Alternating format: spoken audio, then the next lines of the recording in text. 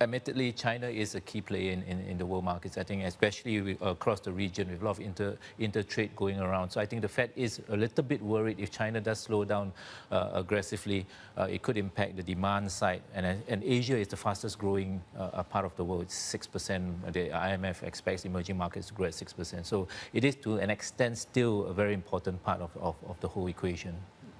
So you think that finally the Fed is out looking outside the borders? I think so too, yes. If you look at the forward-looking indicators, China is doing very badly in terms of 6 to 9 months ahead. And I personally think, after looking at those figures, I think Beijing said to itself, we need to do something, and that's where the devaluation came in.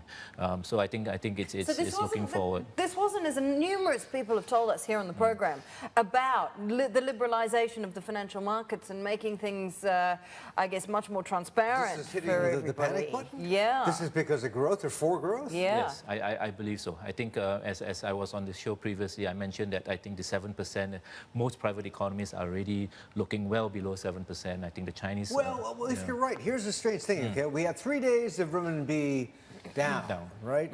Then suddenly the FIX went up. And today, the FIX is stronger than yesterday. Yeah, so what's going on? Yeah. So I think basically it's growth. For me, it's basically trying to keep the economy afloat. Not only have we on the exchange rate, or even on the stock markets, the move to actually try and prevent the stock market.